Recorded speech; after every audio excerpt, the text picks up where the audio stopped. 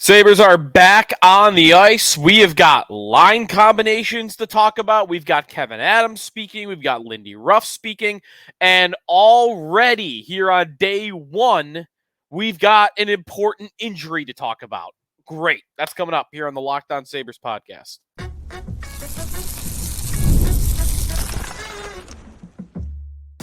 You're Locked On Sabres, your daily podcast on the Buffalo Sabres. Part of the Locked On Podcast Network, your team every day. And thanks for making Locked On Sabres your first listen every day. We are free and available wherever you get your podcasts. Part of the Locked On Podcast Network, your team every day. Today's episode is brought to you by Gametime. Download the Gametime app, create an account, use the code LOCKEDONNHL for $20 off your first purchase. Sneaky Joe DiBiase on today's show. We're excited to talk about new stuff on the ice and comments from the general manager as well as the head coach. The Sabres got training camp rolling on Wednesday morning, and it got off to a pretty poor start, but maybe not as bad as we were thinking when the news was first coming out and we were getting updates from practice, and me and the guys and everybody from the guys and girls from our text line were going back and forth about what we were hearing and what we had seen on Twitter. By the way, if you want to become a subscriber to our Locked On Sabres text club, pretty easy. All you got to do, you only got to go on the internet one time. You go to joinsubtext.com/LockedOnSabres. You sign up there, and then from there on, you're just texting with us back and forth. News updates, your comments, your questions, always welcome as well. That's the best way to get a hold of us here on the Locked On Sabres podcast. We'll get to line combinations on today's show that we did see. We saw two groups split up. The Sabres are going to Europe in a week. So they have to get going on who they're taking. Often in training camp, you'll see a mix of the young guys and the Amherst guys with the NHL guys as they try to figure that out. This was more quickly, all right, let's put a list together of who we think the NHL guys are. And then they split it down the middle, and there's those guys, and then there was a second group that came out later that was more of the Amherst players and some of the younger guys. There are some interesting omissions from the Amherst group that I want to talk about. At least one that's interesting. So that's coming up on today's show. We'll get to it all. We'll break down day one of training camp for you here on the Locked On Sabres podcast. We also heard, not just from Adams, we also heard from Tage Thompson. We heard from Alex Tuck. And I think you heard a very similar message from everybody, which was that their compete needed to get better and that they want to be held more accountable. It kind of sounded like it did on the final day of locker room cleanout last year. The message was very, very similar. Now, again, we'll see how they react to that. By all accounts, that was a hard practice that Lindy Ruff put together for his group. So we'll get to that a little bit more in depth coming up. Let's start, though, with what Kevyn Adams said and the elephant in the room. Who got injured at training camp? Rasmus Dahlin. Rasmus Dahlin, 2 minutes, not even 2 minutes after the Sabres hit the ice at KeyBank Center. Bam, there's the update. Dahlin has left the ice. And then 5 minutes went by. I was talking to Paul Hamilton on the air on WGR at the time from the arena. And that's what Paul led off with. At 9 a.m., he told me, Dahlin left the ice. I don't see him out there. I'm like, all right. About 10 minutes go by, and I check Twitter while Paul is in the middle of talking. And while Paul is, I think we were into it on maybe, the cap space and whatnot. And I quickly check Twitter.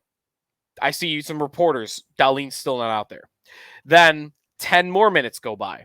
I'm wrapping up with Paul. I ask him, by the way, Paul, it's been like 25 minutes. Has Dahlin back on the ice? He's like, nope. Dahlin's not back on the ice. So in that first hour, I'm in not quite panic mode, but you're thinking the worst, right? Because it's the Buffalo Sabres, and the team is cursed. It feels like the team is cursed, at least. What else can go wrong, right? Oh, the first minute of practice, their best player goes down with an injury. Great. What is this about to be? Your mind races to the worst case scenario. By the way, that was added in with another tweet that I saw from practice that Peyton Krebs threw a hit on Tage Thompson, and Thompson was laboring going to the bench. So there was about a 2-minute window there where I was thinking, oh my gosh, you gotta be kidding me. There's no way that Dahlin and Thompson were both injured. But then we realized pretty quickly that Tage was fine. And then we got to after practice. Lindy talks and basically said it was a precaution. We don't really know what it is. He didn't really have an update. So we're still a little bit in the dark on it, which means we don't know if it's actually completely fine. That was the first indication, though, from Lindy. And that it was somewhere mid-body. It wasn't a lower body injury. It was somewhere mid-body, in that he was passing a puck and something happened, which that's kind of weird, right? Like, it's like the act on the ice that is the least physically exerting. So did he just twist weird, or no one really saw it? So he left. I guess because it wasn't like a serious thing. It's not like he collided into the boards. Maybe that would imply even further that it's not serious, but we'll see if we get a further update on that in the next couple of days leading into Saturday when the Sabres will play the Pittsburgh Penguins. So gotta track this Dahlin injury going forward. Speaking of Dahlin, one of the comments from Kevyn Adams, news that we're kind of waiting on, is Dahlin becoming the captain.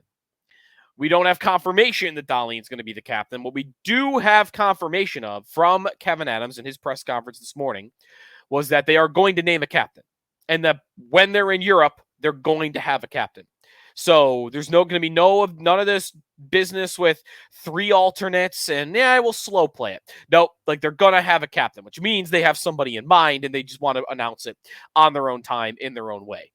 And I'm like 99.9% that it's Dahlin.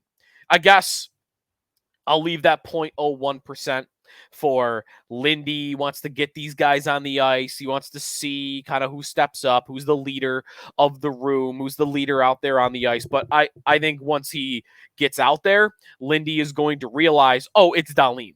By all accounts, it's Dahlin. Dahlin's the one who got them all together in the summer to work out together. Dahlin is the one that I think has shown to be vocal at times on this team. Dahlin's the one that is willing to stand up for his teammates, right? There was a game late last year against Florida. Correct me if I'm wrong, if it was Florida, if it was somebody else. It was Washington. It was Washington, where TJ Oshie took a run at somebody. Maybe it was Thompson. And Dahlin flew in and threw Oshie to the ice. Like, Dahlin will defend teammates. Dahlin is feisty. Dahlin will throw his own weight around. He's maybe the best hitter on the team. Dahlin is their best player, so he definitely leads by example in that way. To me, there's no other choice. And if Lindy just wants to kind of like figure it out as he goes here, I think we're going to get to the same answer. Whether they think it's him now or they're going to decide in a week, it's going to be Rasmus Dahlin is the captain of this hockey team. So that was one update from Adams.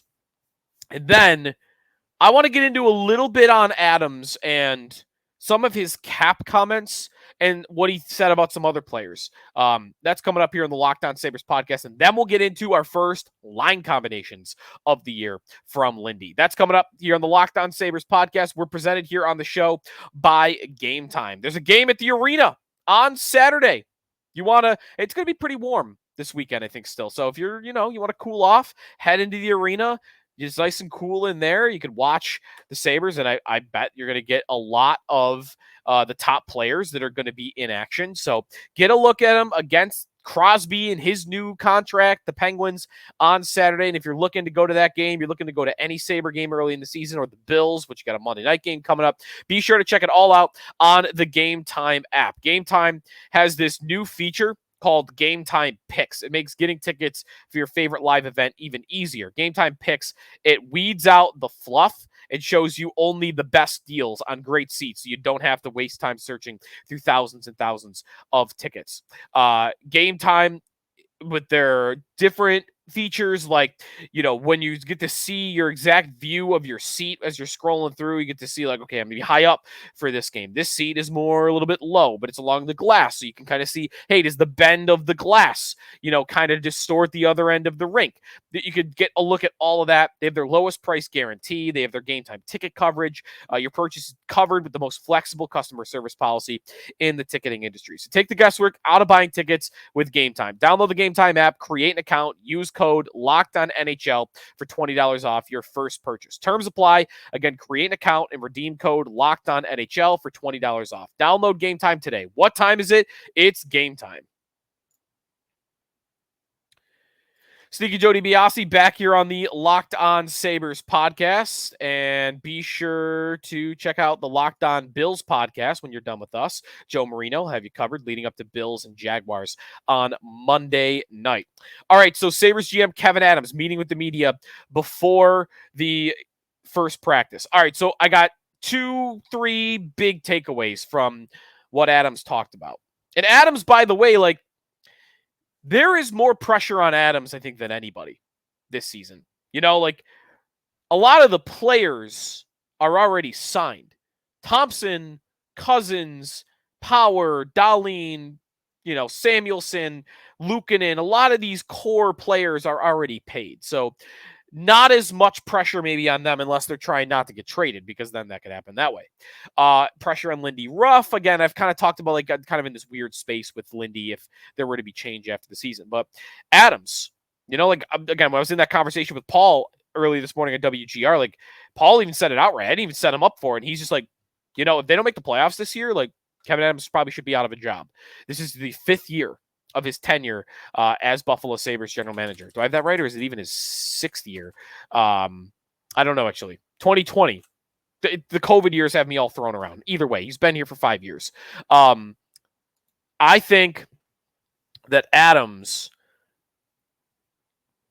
sounds like, acts like somebody that knows it's time to win right now. I just think it's too late, right? Like, I was talking with Nate Geary this morning too on WGR, and we were in the break actually, and I like the analogy that he made, which is that I feel like the Sabres, who even now haven't made like this big splash, like, they made their moves, they've remade the bottom 6, they made the Byram trade, right? Like, they started to go in a little bit. I don't know if they've gone as far as people want, but Nate's like, I almost feel like I ordered my dinner at a restaurant at 6:30, and now it's 8:30, and it finally arrived, and it's less food than I wanted. That's kind of how the Sabres feel right now. I finally got my dinner, but it's half a portion, and it'll arrive 2 hours late. Where were you at 6:30 when I ordered this?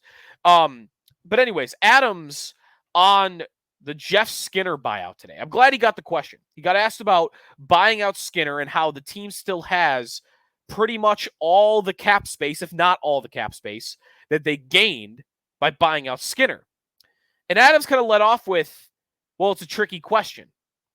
And I get that it's a tricky question, because to me, there are 2 likely answers, real answers, to why that's happened. One is that they wanted to replace Skinner's goal production and couldn't in the offseason. They had better ideas that players either said no to them or they weren't willing to pay a price on a trade, whatever it was. They wanted better players than they have right now. They just couldn't get the job done. Or Pegula wouldn't let him spend right to the cap. He did say that's not the case. Like, he was very clear that there was no pushback from ownership, and that it was more about 4 players to pay next summer. Those are 2 potential reasons why you wouldn't get a fully honest answer. But what he did say is, did we fill the spot or not? In terms of goals, the young core, we believe, will take steps. For me, the talent is there. We need to make sure we're playing the right way. So he kind of answered the question with, we didn't really need to add goal scoring in the offseason because Peterka's going to do it, and Quinton's going to do it, and Thompson's going to get better, go back to what he was, and Cousins is going to improve upon last year, and Benson's going to get better.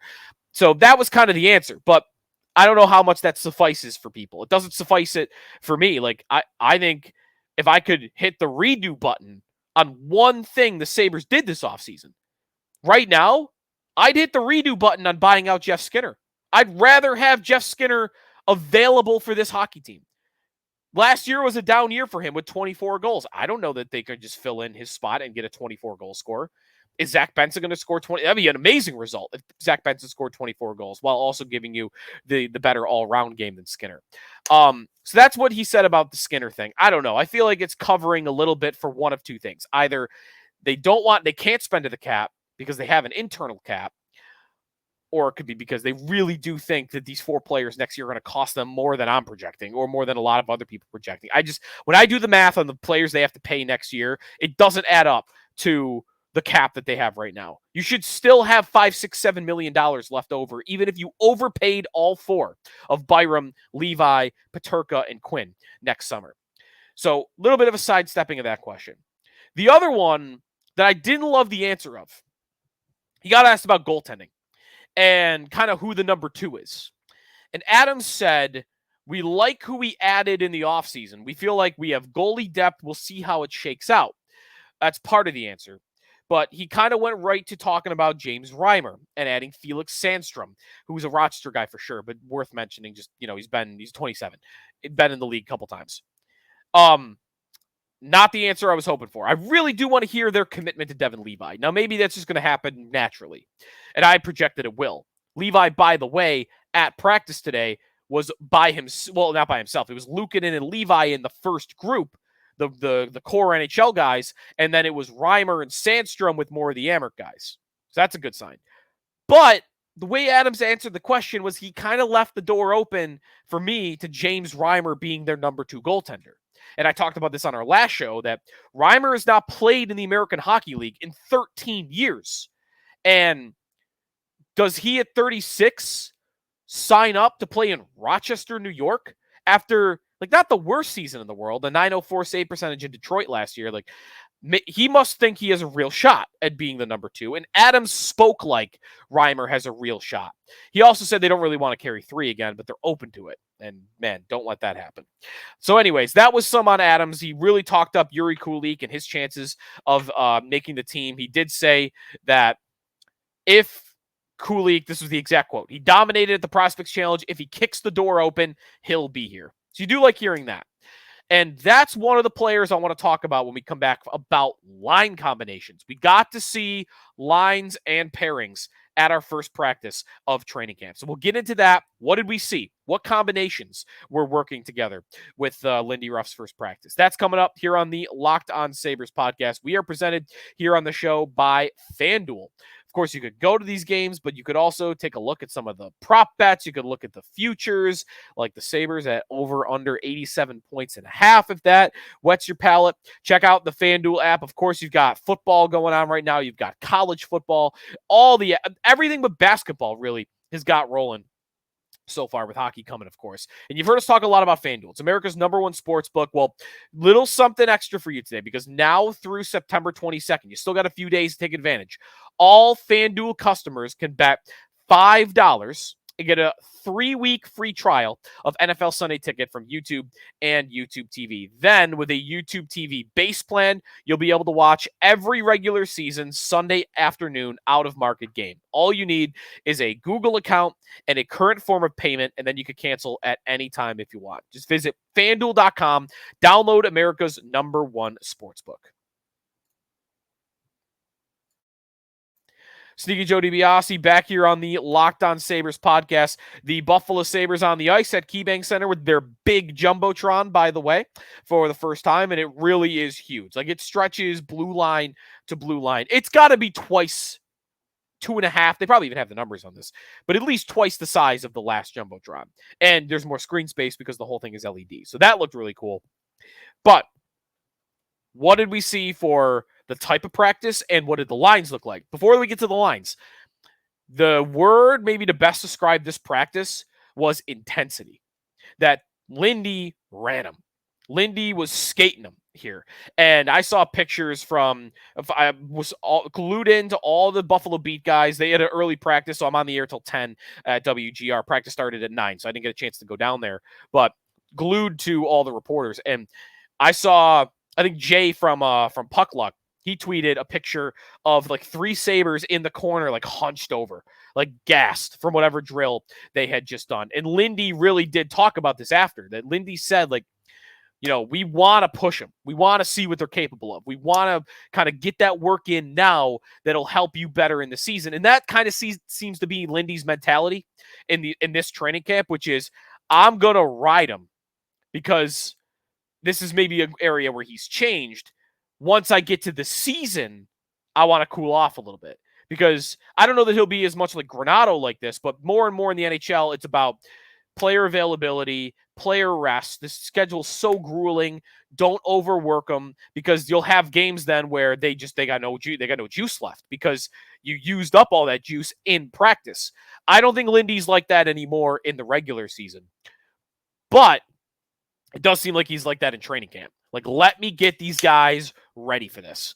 And he really seemed to push them a lot in this first practice. What did he do with the lines? I do like the lines. They're a little interesting for what the combinations are. I mean, nothing too shocking. Number 1 line, starting out this way, like we probably would have predicted. Tage Thompson was centering J.J. Peterka and Alex Tuch. No big surprise there. Line 2, I like this. I was wondering, because Lindy in the past is someone that would give the nod to the veteran. Maybe another area where he's grown. I bet you 10 years ago, Lindy starts by putting the veteran in there, and the rookie or the young guy has to prove that he's worthy of the bigger role. So you've got this maybe competition between Zach. I called it competition. I don't know why, just quote marks. Zach Benson and Jason Zucker looking for that second line spot, and it was Benson. The first crack at line 2 was Zach Benson, who was skating with Dylan Cousins and Jack Quinn. Love to see that. Then you had, I'll call them your bottom 6, because I don't really know what would be your third line, what would be your fourth line. You had Ryan McLeod centering Sam Lafferty, who was on the right wing, and then Nicholas Aube-Kubel, who was on the left wing. That's a shutdown defensive line, right? And that is McLeod as one of your bottom 6 centers. And then because Lafferty was playing on the wing at the first day, which is not something I projected. I would have thought they would start Lafferty at center. They still might, but first practice, he's a winger, which means room for Peyton Krebs to be the other center. Krebs was one of the 4 regular centermen, and he was centering a line with Jordan Greenway and Jason Zucker, which, all right, not a line I have thought about. Those 3, I mean, again, it's not stunning that they would be together. Just not a line that I've even considered or thought about in the offseason, because, a little bit small potatoes when you're thinking about top 6 stuff versus bottom 6. But still, what about that line? Krebs, Zucker, and Greenway. All right, on paper, I see what you're going for. You got a little bit of everything. Krebs is a grittier, smaller center at this point that you're hoping has offensive upside. I've got Zucker, who's a pretty good 2-way winger. Greenway, who's a good 2-way winger. All of them you probably would think are capable of giving you that secondary scoring, but maybe all 3, I could just see all of them leaving you wanting more, right? Like, Krebs feels like someone that should be better offensively, but he isn't. Greenway feels like someone that should be better offensively, but he isn't. Zucker has been better offensively, but he wasn't last year. So I don't know. That line looks good on paper. I just question whether that would actually work once we get out in a game situation. So got 2 scoring lines up top. You got a shutdown line with McLeod, Aube-Kubel, and Lafferty, and then you got kind of a both line with Krebs, Zucker, and Greenway. The 2 forwards skating as extras with the first group were Beck Malenstein, which is interesting, right? They give a second-round pick for that guy. He's not even a part of the regular 12 on the first practice. And the other, Yuri Kulik. How about that? Yuri Kulik. It wasn't Isak Rozan, who was drafted a year before him. It wasn't Konsta Helenius, who was a first-round pick this year and got some rave reviews. It wasn't Noah Ostlund. All those Sabre prospects, it is very clear. It was already clear because he was the most dominant at the prospect challenge. And Adam said that today, and so did Lindy. Just more confirmation that if you look at the group of prospects right now, far and away, Yuri Kulik is at the top of the list. He's the most NHL ready. He is the guy that is the most proven at the junior, or I should say minor level, because he did it in Rochester. Some of those other guys are still at the junior level. Kulik has earned being included in that first group. Roseanne did not. And that is where I did text this in our group chat. Like, I'm just kind of done including him in the list of the top prospects. It's year 4. You're not on the first group. You had a shot at the Prospects Challenge maybe to earn that. You didn't do it. We'll see if that changes going forward. Maybe in the preseason he gets rolling. I think I'm done thinking about Roseanne as like a potential up-and-comer impact player on this team. I think I'm going to probably put him to the side for now on that front. Kulik is that. I'm still wanting to see Osselin become that, and I think Hellenis is on his way to being that as well. Kulik, though, good opportunity for him to be on that top group. I'd like to see him get some reps on the power play, because the power play is something the Sabres really need to improve this year. They're going to need some shooting, right? They're going to need another shot opposite Tage Thompson on power play unit 1.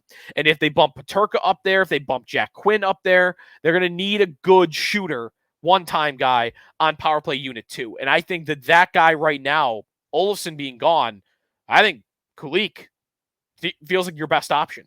It's just whether he could be good enough 5-on-5 to warrant being in the lineup in the first place. If he can, then we're talking about someone that can help you on the power play. Defense pairings, little off, but it's kind of easy to predict what they would have done, because Dahlin left 2 minutes in. Owen Power rotated in with other guys the whole way through. He didn't have a regular partner. Obviously, that just probably sounds like Dahlin would have been with Power. That Lindy's intention to start is Power and Dahlin together on a top pair. The other pairings, one I don't like. He had Bo Byram with Henry Jokiharju. That analytically, and even just to the eye test, late last year when those two were together for the final couple weeks of the season, it was statistically one of the worst pairings in the National Hockey League last season. Byram and Jokiharju did not work as a pairing last year. Maybe that changes. Maybe after, more familiarity and maybe a camp together, maybe that you get better results. But just keep that in mind. Those two were together at practice 1, and last year they were like the Sabres' worst pairing. That means Samuelsson not in the top 4 to start. He was with Connor Clifton, and I definitely consider that to be a third pairing. Samuelsson and Clifton. All right. That would mean less ice time for Samuelsson. I did wonder out loud last show if they might want to do that, and actually if that could even help keep him healthy if he played a little lesser minutes and a little easier matchup. And then the extra group, extra pairing was Jacob Bryson with Dennis Gilbert. That was your fourth pair, if you will. And then Devin Levi was the number 2 goaltender behind Ukko-Pekka Luukkonen. Reimer was down with the Amherst guys. So there you go. That was what we saw day 1 of practice. We'll see if we get any changes to the lines and what Lindy wants to tinker with as we get rolling into Saturday for preseason game number 1. I don't know what the Sabres lineup will look like for that. I would guess, though, they're going to see a lot of NHL guys because they're going to want them to get at least some action, I think, before they go all the way over to Europe. All right, that's going to do it for us today here on the Locked On Sabres podcast. Comments or questions, if you got them, be sure to hit us up on our Locked On Sabres text line. Was there any good text or tweet? We had some questions about Ryan Johnson. One texter asked, what about Johnson on defense? And he was part of the second group. So he looks like he's on his way to starting the season in Rochester. It was a lot about the Dahlin injury. Joe, not the text I was wanting to wake up to today. I think that text might have been in direct response to, we're 10 minutes in and Dahlin and Thompson are both hurt. Again, Thompson ended up being okay, but yeah, sorry if I ruined people's mornings with that one. And Krebs, by the way, Krebs, what the hell? Krebs trying to earn his spot. Like a lot on what Krebs out there taking a run at Thompson. But hey, a physical practice, right? Like guys were throwing their weight around at this practice, and Krebs is someone that's trying to earn ice time, and I'm not surprised that he was willing to do that. All right, here was the one other comment that I wanted to get to. One texter sent in a text about an Adams comment that I had actually missed originally. This texter said, interesting comment by Adams saying the Krebs deal, remember 2 years, $1.4 million per, was signed yesterday. Interesting comment by Adams saying the Krebs deal didn't have to take this long, and you might want to ask his people why. I don't have the exact quote. If that's the gist of what Adams said, though, I think my theory about the Krebs deal being more about playing time than being about money would probably ring true. My guess would be Adams saying, like, hey, didn't have to take this long. You should ask his people. To me, in an honest moment, a truly honest moment, I wonder if his people would say, yeah, because we were looking for a team that would play him more or that would give him a regular spot without him having to be a healthy scratch, be a part of that rotation, maybe not even be in the lineup unless there's an injury. That would be my guess. Because again, like it taking this long, being over a couple $100,000, I can't believe that that's what it was about. But a little bit of an interesting comment there by Kevyn Adams. All right, that'll do it for us today here on the Locked On Sabres podcast. We'll see what we get from Sabres training camp day number 2, and we'll get you ready for the preseason game, the preseason opener, what we'll see there on Saturday against the Penguins. Your comments and questions always welcome. We'll have a little bit of a mailbag show, or a segment at least, later on this week too. Thanks for listening to the Locked On Sabres podcast, making us your first listen every day. Now be sure to go make your second listen, Locked On NHL, where the local experts will keep you updated daily on all the biggest storylines ahead of the season. Find Locked On NHL on YouTube or wherever you listen to your podcasts.